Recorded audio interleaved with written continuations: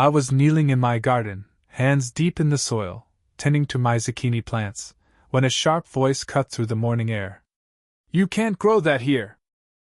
This isn't some backwoods farm community. I saw a woman in sleek sunglasses, arms crossed, glaring from the edge of my property.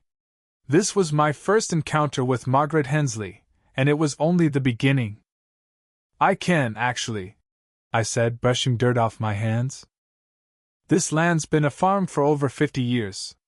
6 months ago, I'd bought these 5 acres on the outskirts of Willow Grove Estates, pouring 30 years of teaching savings into my dream: organic vegetables, a farmer's market stall, and a quiet retirement. The soil here was rich, perfect for my plans." Margaret's face flushed. "I'm the president of the Willow Grove HOA, and your farm violates at least 6 community rules." She spat the word farm, like it was poison. "My land isn't part of your HOA," I replied, keeping my tone even. "Check your maps. This is zoned agricultural, here long before your neighborhood." She scoffed, snapping photos of my garden beds with her phone. "These weeds are an eyesore. Neighbors are complaining about bugs and odors.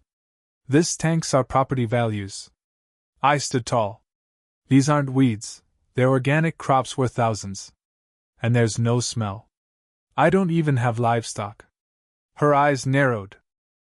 "Expect a notice soon." She stormed off, her pristine heels clicking on the pavement. That night, I spread my property deeds across my kitchen table.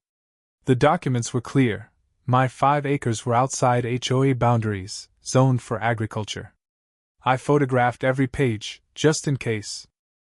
A formal envelope was taped to my door 3 days later, a notice demanding I cease all farming within 14 days or face $100 daily fines, citing approved landscaping and aesthetic standards.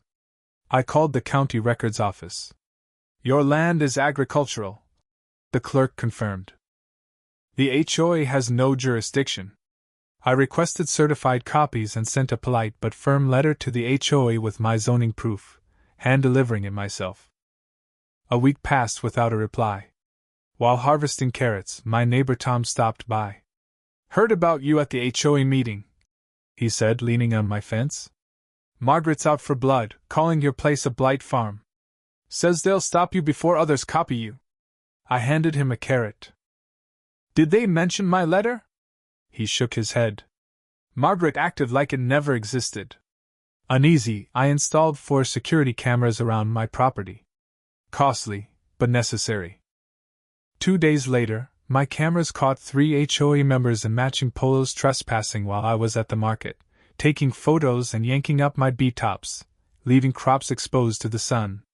Furious, I saved the footage, spotting Margaret leading the group, gesturing angrily at my rows. The next morning, another notice arrived, labeling my farm a public nuisance, with $250 daily fines, retroactive. Margaret's handwritten note read, "Take us seriously now." My lawyer friend, Lisa, advised, "Don't pay. They're bluffing. Send another certified letter and post no trespassing signs." I did both, adding more signs that day. 3 quiet days followed, and I dared to hope Margaret had backed off.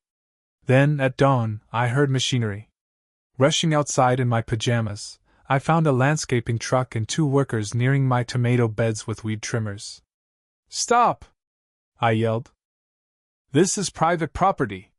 They showed me a work order signed by Margaret. "This isn't Willow Grove land," I said, pointing to my signs. "Leave, or you're liable for damages." They left, but I snapped photos of their truck. Shaking, I called Lisa. "This is attempted destruction," she said. "I'm drafting a cease and desist." That afternoon, I added orange survey markers and a hidden trail camera. But Margaret wasn't done. My security feed later showed her and 5 HOA members stealing baskets of my vegetables, peppers, cucumbers, heirloom tomatoes worth $6 each. I was in town buying supplies, stunned by their boldness. I called 911, then Lisa. "Don't confront them," she urged. "Wait for the police." Racing home, I caught Margaret directing her crew toward my prized tomatoes. "Stop!" I shouted, leaping from my truck. 6 baskets overflowed with my produce. "We assumed this was going to waste." Margaret smirked. "You don't value it." "This is theft," I roared, pointing to my signs. "My land isn't yours." Robert Klein, the HOA treasurer, bit into my tomato juice dripping. "Documents can be changed," he said. "We're rezoning this area." My stomach sank. A police car arrived, and Officer Daniels reviewed my zoning papers. "This land's outside HOA control," he said. "Return the vegetables and leave." Margaret's face reddened, but she complied, hissing, "This isn't over." After they left, Lisa estimated $2,000 in losses from trampled plants. "We need a restraining order," she said. I emailed the county about rezoning rumors and called a reporter. The next day, a new notice called my farm a biological hazard, with $500 daily fines. An email from the county confirmed an HOA rezoning application including my land. Reporter Emily Chin arrived, filming the damaged crops and my footage of Margaret's theft. "This is brazen," she said. Lisa called. "The rezoning was filed by Robert, whose cousin is a county commissioner." The stakes were clear. They wanted my land for condos. Margaret escalated, smashing a sign I'd posted. "Willow Grove HOA, produce $50 per item, trespassing $500. My cameras caught her and Robert at 3 a.m., hammering it to pieces. Emily's news story aired, sparking outrage. 3 other farmers reported similar HOA harassment. Neighbors, led by Mrs. Carter, helped rebuild my sign, revealing Margaret's past abuses, like destroying a family's treehouse.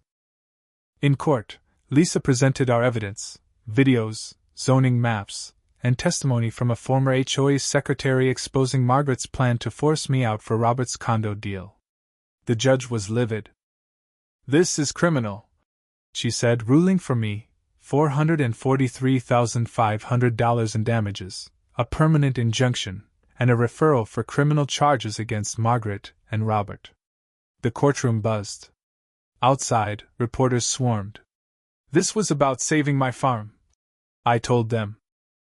Margaret and Robert resigned. The new HOA president, Mr. Lopez, apologized and proposed a community garden. Margaret, defeated, admitted her desperation and left town.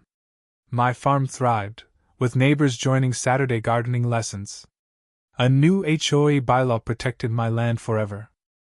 From a fight against bullies, I gained a community that cherished my farm's value. What do you think? Was Margaret's campaign just greed, or did she believe she was protecting her community? Share your thoughts in the comments. Let's debate HOA power and standing up to overreach. Hit like and subscribe for more stories of justice.